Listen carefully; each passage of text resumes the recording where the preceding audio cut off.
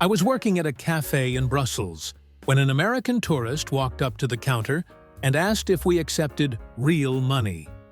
I asked what he meant. He pulled out a $100 bill and waved it at me.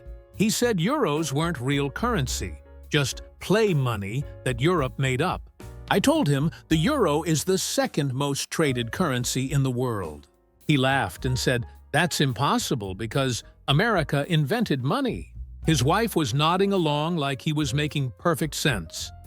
That same morning, another American asked me why everyone in Belgium spoke such good English. I explained that most Europeans learn multiple languages in school. She looked shocked. She said that seemed like a waste of time since everyone important speaks English anyway. Then she asked if Belgian was hard to learn. I told her Belgian isn't a language. We speak Dutch, French, and German here.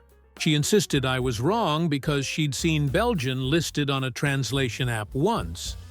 Later that week, a guy came in wearing a shirt that said, "Back-to-back World War champs," with American flags on it. A regular customer, an elderly Belgian man who'd lived through the war, just stared at him. The American noticed and said, "You're welcome," while pointing at his shirt. The old man got up and left without finishing his coffee. The American turned to me and said, "Europeans have no sense of humor." My coworker told me about a couple who'd visited the previous month. They'd asked where the Eiffel Tower was. She explained they were in Brussels, not Paris. The woman got angry and said her travel agent told her Europe was small and everything was close together. She demanded directions anyway. When my coworker pulled up a map showing Paris was 3 hours away, the husband said this was false advertising and they should get a refund. The thing is, these aren't isolated incidents. I've been collecting these stories for 2 years now. My friends who work in hotels, restaurants, and tourist spots across Europe have dozens more. And the pattern is always the same. It's not just confusion. It's confusion with complete confidence. It's not knowing something and deciding that makes you right somehow. It's turning not understanding the world into a personality trait. What really gets me is how often it comes with this weird pride. Like not knowing things about other countries makes them more American somehow. I've seen people argue with tour guides about their own history. I've watched someone insist the local currency was fake. I've heard visitors claim their way of doing things is the only logical way, even when they're standing in a country that's been doing it differently for centuries. So, here are some of the wildest stories I've collected. These are all real. These all actually happened, and they show exactly how some Americans turn not knowing into an identity. I was giving tours in Edinburgh Castle when an American family joined my group. Halfway through, the dad interrupted to ask when Scotland became part of England. I explained that Scotland is its own country within the United Kingdom. He shook his head and said I was confused. He told his kids not to listen to me because I was spreading European propaganda. His daughter asked if Scottish people spoke Scottish. I said they speak English, and some speak Scottish Gaelic. The mom whispered loudly that it's sad Scotland can't afford to teach proper English. Another time, a woman asked me how old the castle was.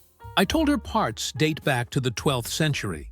She laughed and said, "That's impossible because America is only about 250 years old, and we're the oldest country." I tried explaining that civilizations existed before America. She cut me off and said her teacher told her human history started with the Pilgrims. She was in her 40s. My friend works at the Anne Frank house in Amsterdam. She said an American visitor once asked if Anne Frank was based on a true story.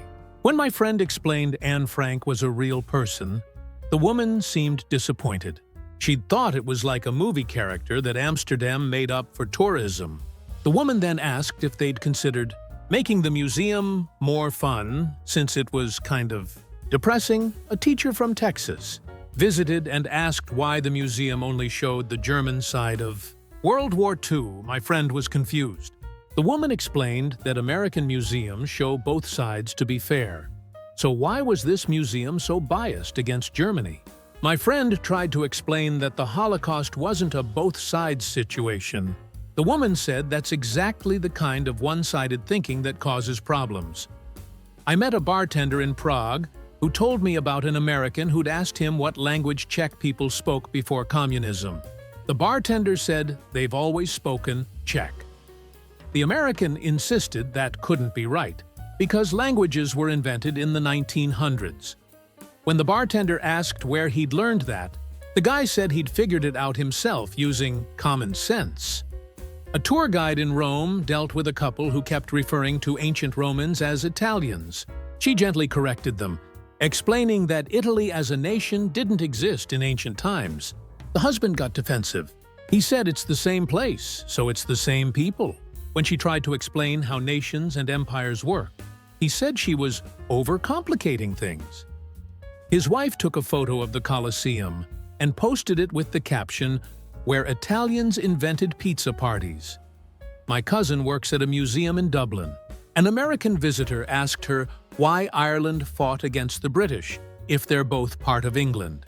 She started to explain Irish history and independence. He interrupted and said he'd seen a map once, and they're definitely both part of England. When she showed him a current map, he said maps were biased depending on who made them. He preferred to trust his memory. Another American asked why the Irish didn't just speak English to make things easier for tourists. My cousin explained that Irish people do speak English. He looked confused. He said, "Then what's Gaelic for?" She explained it's an ancient language that some people still speak and preserve. He said that seemed inefficient, and Ireland should just pick one language like America did. She didn't have the energy to explain how many languages exist in America. A historian in Athens told me about a man who'd argued that the Parthenon was built too recently to be that damaged. He said buildings from the 400s BC should look older. When the historian explained that erosion, wars, and time had damaged it, the man said, "American buildings from the 1800s look fine, so the Greeks must not maintain their monuments properly." He suggested they hire American contractors to fix it up and maybe add some windows. I worked at a bookstore in London where an American asked if we had English books. I gestured around at our store full of books in English. She clarified that she meant books from England, not from England, England. I still didn't understand. She explained she wanted books that were British-themed, but written in American so she could understand them. I handed her a Harry Potter book. She flipped through it and complained about the spelling errors. A woman asked me why London was so obsessed with copying New York. I asked what she meant. She said the red buses were clearly copying New York's tour buses, and Big Ben was like their version of the Empire State Building. She also said the Thames was their attempt at the Hudson River. When I pointed out that London is about 2,000 years old, she said age doesn't matter. It's about who did it better. My friend managed a hostel in Berlin. An American guest asked him why Germans were so sensitive about World War II. My friend, whose grandfather fought in that war, carefully explained the historical trauma and responsibility Germans feel. The guest said Americans don't dwell on the past like that, which is why America is more successful. He suggested Germany should just get over it and focus on the future. My friend told him his room was ready and walked away. I was waiting tables in Paris when an American couple sat down and immediately started complaining. The service was too slow. I'd been at their table for 30 seconds. The man snapped his fingers at me and said in America, "Waiters work for tips, so they actually try." I explained that French servers earn a living wage and don't rely on tips. He said that's socialism and it's why Europe is failing. Then he left me a nickel as a lesson in capitalism. A woman asked me why French restaurants don't have free refills. I explained that unlimited refills aren't common in Europe. She said that was un-American. I reminded her she was in France. She said consumer rights should be universal. When I brought her bill, she was shocked that water cost money. She told me she was going to report us to someone, though she wasn't sure who handles international restaurant law. My friend worked at a hotel in Copenhagen. An American checked in and asked what time quiet hours ended in the morning. My friend said 7 a.m. The guest laughed and said he'd paid for his room so he could make noise whenever he wanted. At 6 a.m., he started blasting music. Other guests complained. When my friend knocked on his door, the American said this was a violation of his freedom of speech. My friend explained that freedom of speech doesn't mean you can disturb hotel guests. The man said it does in America. My friend said he's not in America. Another guest demanded a refund because Danish people kept speaking Danish around him. He said it was rude to exclude tourists like that. My friend explained that Danish people speak Danish in Denmark. The man said in America, everyone speaks English, so visitors feel welcome. My friend said people in Denmark also speak English when addressing tourists. The man said that's not the point. The point is, he shouldn't have to hear other languages on his vacation. I worked at a grocery store in Munich. An American asked me where the ranch dressing was. We didn't carry it. He asked what Germans put on salad then. I suggested vinaigrette or oil and vinegar. He made a face. He said that sounded disgusting, and how did Germans survive without proper condiments? Then he bought 6 bottles of ketchup to make up for the lack of options. A woman came through my checkout line and was shocked at the total. She said groceries cost way more in Europe. I explained that our prices include tax. In America, tax is added at the register. She insisted that was the sneaky way, and America's system was more honest. I didn't know how to explain that showing the full price up front is literally more transparent. My manager told me about an American who'd gotten angry about bagging his own groceries. He said he'd never had to do that before. She explained that bagging your own groceries is normal in Germany. He said that was a job killer and grocery stores should hire more people. She pointed out that we have more cashiers instead because we don't need dedicated baggers. He said that was just an excuse for bad service. I was a barista in Vienna. An American ordered a large coffee to go. I gave him the largest size we had. He held it up and said this was a medium at most. I explained that European portion sizes are different. He said everything is smaller in Europe because we can't afford American-sized portions. Then he ordered 3 more coffees and combined them into 1 cup he'd brought from home. He looked very proud of this solution. A regular customer told me about an American tourist she'd met who complained that Austrian cafes don't have Wi-Fi passwords written on the walls. The tourist said that's standard in American cafes, so it's clearly an oversight here. My regular explained that many Viennese cafes intentionally don't advertise Wi-Fi because they want people to talk to each other. The American said that sounded like something poor people would say to feel better about not having good internet. My roommate worked at a pharmacy in Stockholm. An American came in demanding Tylenol. She showed him the Swedish equivalent. He refused it and said he didn't trust foreign medicine. She explained it's the same active ingredient. He said chemicals work differently in different countries, and he wanted American Tylenol specifically. When she suggested he visit an international clinic, he accused Swedish healthcare of being a scam designed to overcharge tourists. Another American asked her why everything at the pharmacy was locked up. She explained that's just how Swedish pharmacies organize products. He said in America, you can grab whatever you want off the shelf because they trust their customers. She said Sweden also trusts customers. This is just a different system. He muttered something about surveillance states and freedom. I worked retail in London and dealt with an American who was furious that the store was closed on Sunday. She said stores should be open every day because that's how capitalism works. I explained that many UK stores have reduced Sunday hours and some close entirely. She said that was lazy, and Americans would never tolerate that. I mentioned that even in America, some stores limit Sunday hours. She said those stores must be run by Europeans. The same woman came back on Monday and complained that none of the staff seemed excited to help her. I was literally helping her while she said this.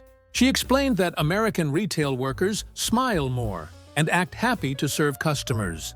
I told her British customer service is more reserved but still polite. She said it came across as rude and we should take lessons from American companies. Then she asked if I could smile more while I rang up her items. I smiled. She said it looked fake. I was working at a train station in Switzerland when an American asked why his ticket said 14 und San for 14:30. I told him that's 2:30 p.m. He said the 24-hour clock was confusing and Switzerland should use normal time. I explained that most of the world uses the 24-hour clock. He said most of the world is wrong then. He missed his train because he showed up at 2:30 a.m. instead. Another traveler got upset because the train didn't have a first class that felt first class to him.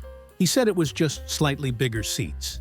I explained that European first class is about comfort, not luxury. He said in America, first class means something. When I asked what it means, he said, better than this. He'd paid 15 euros for the upgrade. My friend sold train tickets in Belgium. An American asked her why trains in Europe don't have assigned seats like airplanes. She explained that many European trains do have assigned seats.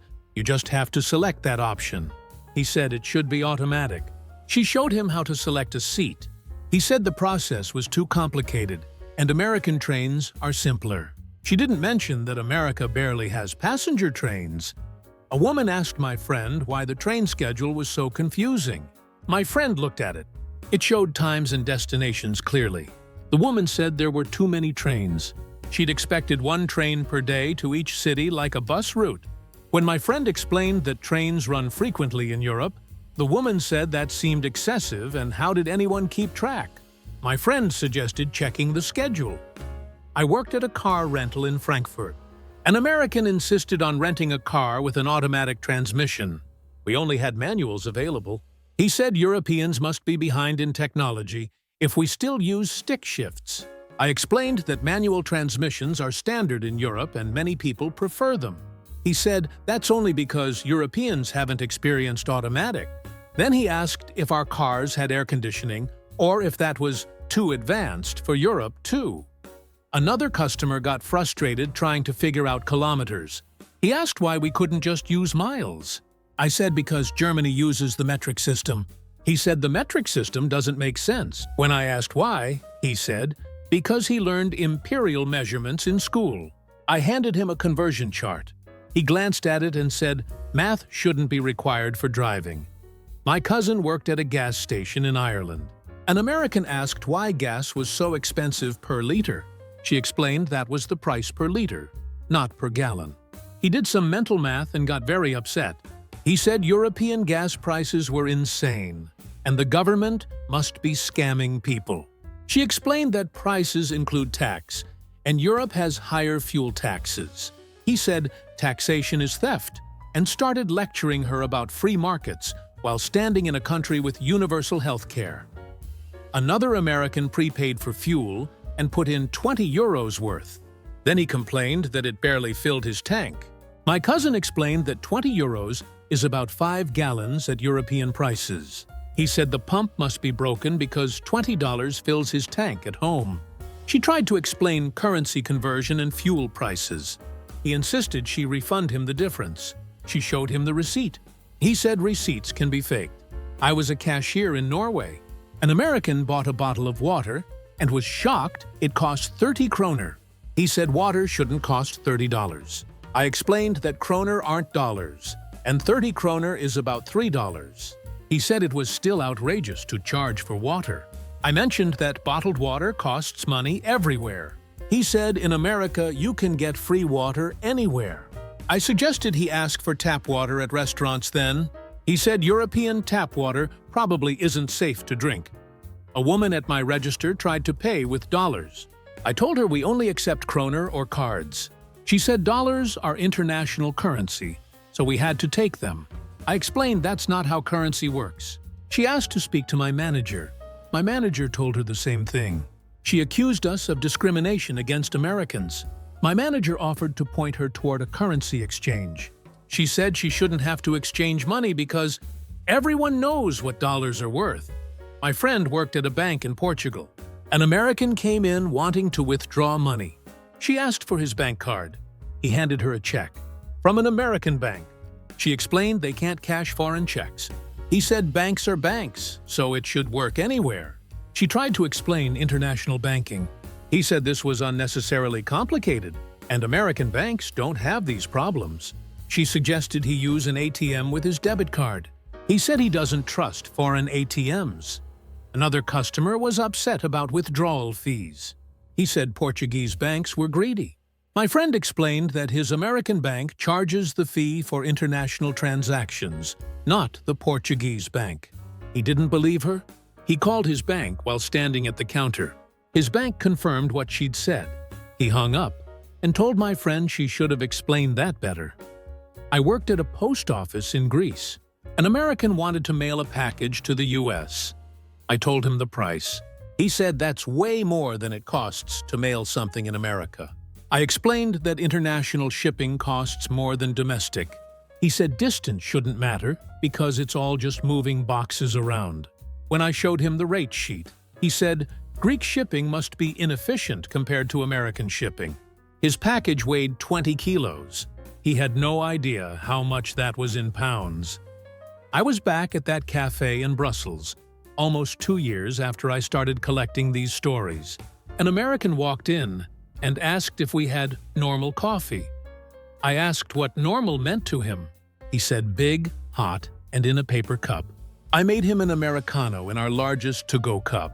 He took a sip and said it was too strong. I offered to add hot water. He said that would make it weaker, not less strong. I didn't know how to explain that those are the same thing. His friend ordered a cappuccino. When I brought it, she asked why there wasn't more coffee in it.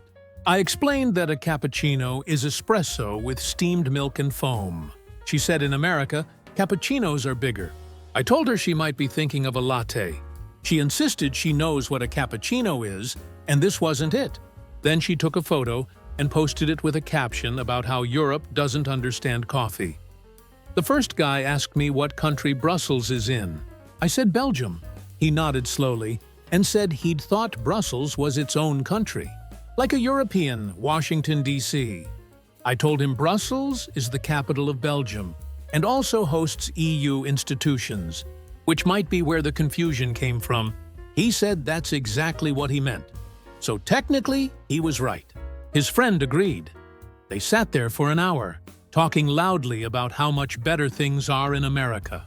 The coffee, the space, the freedom, the prices, the portion sizes, the service, the efficiency.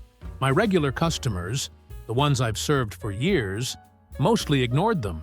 One older woman caught my eye and smiled a little. She's heard it all before, too. Here's the thing I've realized. It's not about travel or confusion or even ignorance, really. Plenty of tourists from everywhere have questions and misunderstandings. That's normal. What makes these stories different is the confidence. It's the assumption that not knowing something makes you right. It's turning confusion into proof that your way is better. It's mistaking unfamiliarity for superiority. And maybe that's the real story. Not that Americans don't know things about Europe, but that some of them have turned not knowing into an identity. It's like the less you understand about the world, the more American you are. The more you insist everywhere else is wrong, the more patriotic you seem. I don't think it's most Americans. I've met plenty who are curious and respectful and genuinely interested in learning about other places. But the ones who aren't, they're the ones we remember. They're the ones we talk about. They're the ones who make us wonder if it's intentional. My coworker once said these tourists aren't confused about the world. They're just committed to not learning about it. And honestly, after 2 years of collecting these stories, I think she might be right. Trust me, these stories